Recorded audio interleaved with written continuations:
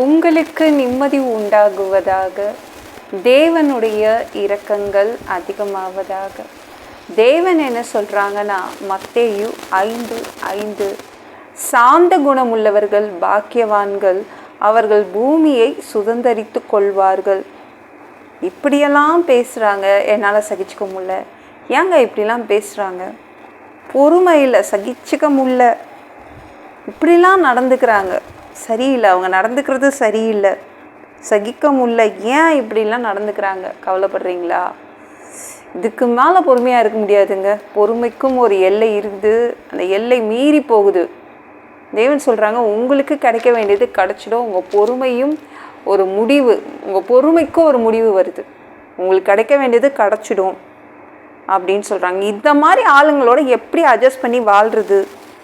ஒவ்வொரு பேச்சிலையும் என் மனசை உடைக்கிறாங்க, எரிச்சல் வருது எனக்கு அப்படின்றீங்கள. அமைதியாக இருங்க, பொறுமையாக இருங்க. தேவனுக்கு அதுதாங்க பிடிக்கும். அவசரப்பட்டு கோபப்பட்டுறாதீங்க, பொறுமையாக இருங்க, அமைதியாக இருங்க. அவசரப்பட்டு இப்படி பண்ணிடலாமா அப்படி பண்ணலாமா அப்படிலாம் பண்ணிடாதீங்க. நீங்கள் பொறுமையாக இருங்க. தேவன் மேலே இருந்து பார்த்துட்ருக்காரு.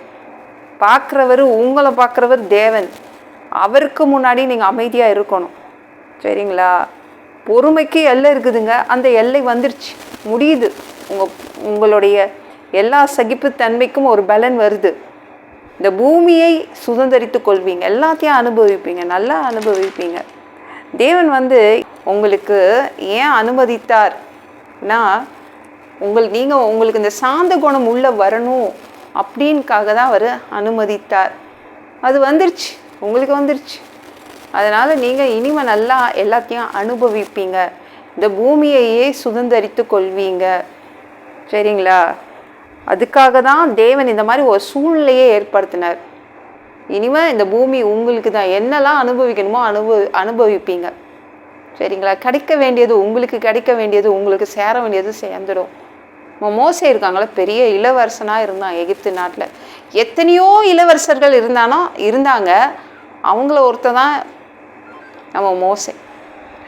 அப்போது பயங்கர கோபம் வரும் மோசேக்கு, மூக்குக்கு மேலே கோபம் வரும். தேவன் அவனை பயன்படுத்தவே இல்லையே. இந்த கோபக்காரனை நான் பயன்படுத்த மாட்டேன், பயன்படுத்தவே இல்லை. ஒரு கொலை கூட பண்ணிட்டான். அப்புறம் அந்த ராஜா இவனை சாவடிச்சுலாம் நினைக்கும் போது ஓடி போயிட்டான் பக்கத்து நாட்டுக்கு. 40 வருஷம் நம்ம இளவரசன் மோசே ஆடு மேய்ச்சான். அப்போ தேவன் வந்தார் அவனை தேடி, அப்போ தேவன் வந்தாருங்க. பா, மோசே என்ன குணசாலி, சாந்த குணம் வந்துருச்சு. சாந்த குணம் யார்கிட்டயாவது இருந்தால் தேடி வந்துடுவார் அந்த இடத்துக்கு, ஞாபகம் வச்சுக்கோங்க. நான் எங்கள் ஆஃபீஸில் ரொம்ப சாந்தமாக இருக்குங்க, யார் என்ன பண்ணாலும் என்ன பண்ணுறது சகிச்சுக்கிறேன். இருக்கிறீங்கள, தேவன் தேடி வருவார். ஆடு மேய்க்கிறவனை தேடி போனார், மோசேவை தேடி போனார். அந்த பொறுமையை இழந்துடாதீங்க. ஐயோ, என் குடும்பமாங்க இது, குடும்பமா எல்லாம் பேய்ங்களாக இருக்குது, நான் எவ்வளோ பொறுமையாக இருக்கேன். அமைதியாக இருந்துருங்க, சாந்தமாக இருந்தாலே போதுங்க. தேவன் உங்களை தேடி கொடுக்க வேண்டியதை கொடுத்துருவார். நம்ம மோசேவை தேடி தேவனே போயிட்டார், ஆடு மேய்க்கிற மோசையை தேடி. நீ தான்ப்பா தலைவன், வா சொல்லி எகிப்துக்கு கூட்டிகிட்டு போய், எங்கேருந்து ஓடி வந்தானோ அங்கே கூட்டிகிட்டு போய் அங்கே உயர்த்தி வச்சார் தலைவனாக. அப்படியே நிமிர்ந்தான், தலை நிமிர்ந்தான், அனுபவிச்சான், நல்லா அனுபவிச்சான் வாழ்க்கையை. தேவன் இருக்காருல்ல, சாந்த குணம் உங்களுக்கு வரணும் அப்படின்னு அவர் ஆசைப்படுறாரு. உங்களுக்கு பொறுமை அதிகமாக வந்துருச்சுல்ல, இனிமே எல்லாத்தையும் அனுபவிப்பீங்க. இந்த பூமியே உங்களுக்கு தான். இந்த வீடியோ பிடிச்சிருந்துச்சுன்னா மற்றவங்களுக்கு ஷேர் பண்ண மறக்காதீங்க. கர்த்தர் தாமே உங்களை ஆசீர்வதிப்பாராக. ஜெபம் பண்ணலாமா? அன்பு பிதாவே, உங்கள் பிள்ளைங்க உங்கள் பாதத்தில் வந்திருக்காங்கப்பா. சாமி, இரக்கம் செய்யுங்க, இறங்குங்க அப்பா. தயவு செய்துப்பா உங்கள் பிள்ளைங்களுடைய பொறுமை சோதிக்காதீங்கப்பா. அவங்க இனிமே எல்லாத்தையும் அனுபவிக்கணும், எல்லாத்தையும் இனிமே அவங்க அனுபவிப்பாங்க. எல்லாம் பொல்லாத பிசாசுகள், ஏவல்கள், மந்திரங்கள், தற்கொலை ஆவிகள், பயத்தின் ஆவிகள், பலவீனப்படுத்துகின்ற ஆவிகள் எல்லாம் இயேசு என்ற பெயரினை கொண்டு துரத்துகிறேன். ஓடிப்போ. உங்கள் பிள்ளைங்களை இரத்த கோட்டிக்குள் மறைச்சிக்கோங்க, பரிசுத்த ஆவியால் நிரப்புங்க. ஞானஸ்நானம் எடுக்கணும். உங்கள் பிள்ளைங்க ரட்சிப்பீராக. இயேசுவின் காயப்பட்ட தழும்புகளால் எல்லா வியாதிகளும், எல்லா பலவீனங்களும், கேன்சர் போன்ற வியாதிகளும் சரியாகுவதாக. மரணப்படுக்கைகள் சரியாகுவதாக.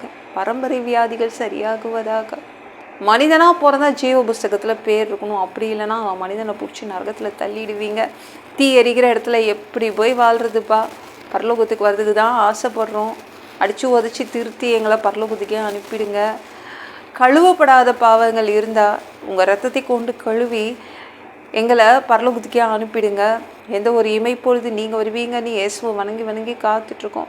பட் சுத்தமாக வாழ்ந்து வாழ்ந்து காத்துட்ருக்கோம். அந்த ஒரு இமைப்பொழுதில் உங்களுக்கு ஒப்பான ஒரு உடம்பு எங்களுக்கு கொடுக்கப்படும். அதை பெற்றுக்கொண்டு மதிய வானத்தில் உங்களை சந்திக்க வருவோம். அந்த தருணத்தை நாங்கள் இழந்துடக்கூடாது. ஒரு மனிதனால் பரிசுத்தமாக வாழ்கிறது கூடாத விஷயம்ப்பா. அதில் கூட உங்கள் உதவி கேட்டு தான் வந்து நிற்கிறோம் அப்பா.